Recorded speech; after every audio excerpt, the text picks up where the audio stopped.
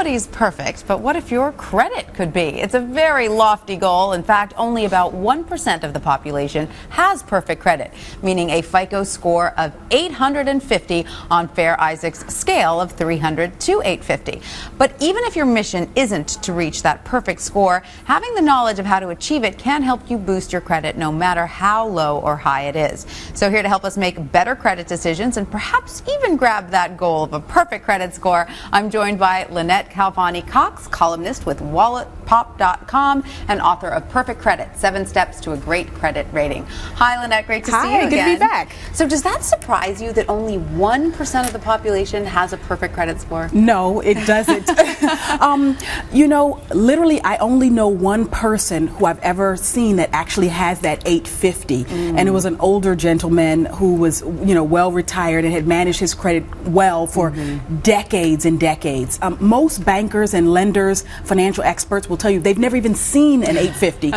But I do teach people how to get into the perfect score range, which is anything above 760. 760 to 850, you're in the perfect credit score range. Because let's face it, it is a little bit of a game. I mean, there's a little bit of manipulation that goes on because we know people, for instance, who may be incredibly wealthy, independently wealthy, never had a job, never had a credit card, yet could pay any bill that came their way, but have no credit score. Right. No credit score or bad credit. Remember, there was a story about Warren Buffett, of all people, who, you know, billionaire investor, who had horrible credit. There you go. So yeah, there are some tricks and tools, and we're going to talk about some of that. Got to know how to play the game. How to play the game. How to navigate the system. That's right. That's right. That's right. So the first thing is, you say that, you know, looking at all these people with perfect credit, not so many of them, but they had between 4 to 6 revolving credit accounts. That's kind of surprising.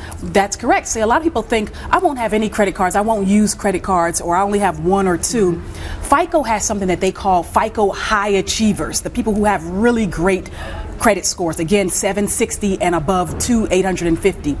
The revolving credit score or revolving credit accounts refer to your credit card accounts. You can have other types of accounts, of course, mortgage accounts, student loan accounts, etc.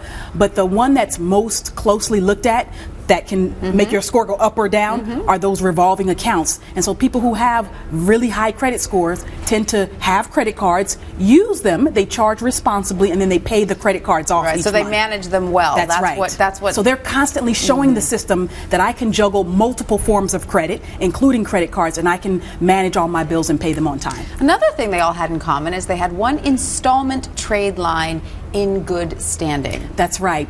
An installment loan is something like a car loan or a student loan, something that you have a fixed amount that you pay off every single month. That's different than a credit card, because remember, a credit card, your balance can go up or down based on whether or not you charge more.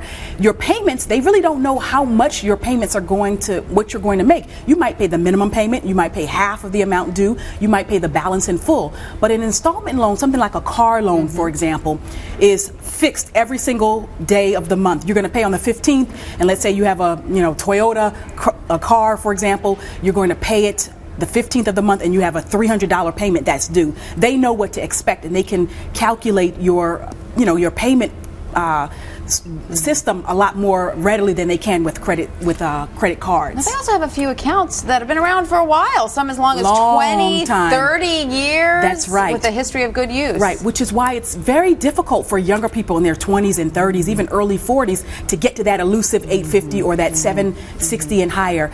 These people have been managing credit well for many, many years, often 2 decades or more. So just keep that in mind when you're striving for that perfect score. And key again is no late payments. These people have had no late payments for up to 7 years. Or more. Some people never, ever had a late payment. I'm in the perfect credit score range right now. I'm very happy about that. And I'm religious about it practically in terms of I never pay any bills late. This is the single largest determinant of your credit score. 35% of your FICO credit score is based on your payment track record. So anybody out there who's trying to get a great credit rating, the best thing you can do for yourself is pay all your bills on time, and I mean every single one of them. And again, these folks have also had very few credit inquiries. It's impossible to have none, because I mean then you wouldn't have a credit history. Right. But you know what? Even this, again, knowing the game, knowing how to play the system a little bit here, an inquiry is called a hard pull. That's when you actually apply for credit. So the inquiry stays on your credit report for 2 years. It counts against you for the purposes of determining your FICO credit score for 1 year. So if you applied for credit, a car loan, a mortgage, a student loan 5 years ago, that inquiry is gone, and it's not hurting you in any way. You know, we talk about this a lot on Wallet Pop, about managing your credit and doing the right things, especially now during the holiday season. Black Friday is coming up, and we know a lot of people are going to be shopping. My advice, if you want to maintain great credit, when those nice ladies in the store say, "Here, do you want this credit card?" Say no. Just say no. A single inquiry, believe it or not, can lower your credit score by as much as 35 points. Right. So you only want to apply for credit when you really and truly need it. Now, these folks with perfect credit also don't have any derogatory notations. Give us an example of what a derogatory notation might be. Any kind of status listing on your account that reflects that you didn't pay your bills as agreed, settled, charged, was in collections, even if it's something that's paid right now but was 60 days past due. A lot of people get confused about the credit scoring system. They think, I paid the bill, I know I was late before, but now I've settled up. You know, that was 3 years ago.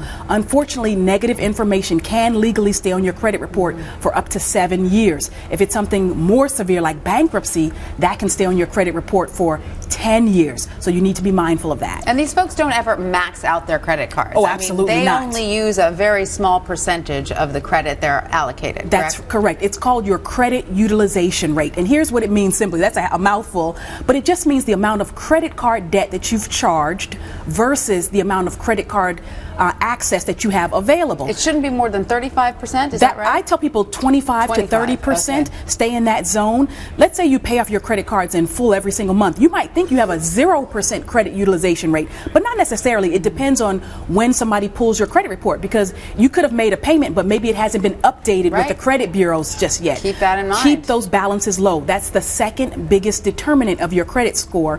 30% of your score is based on how much credit card debt you've charged. It's a big one right there. Lynnette Khalfani-Cox.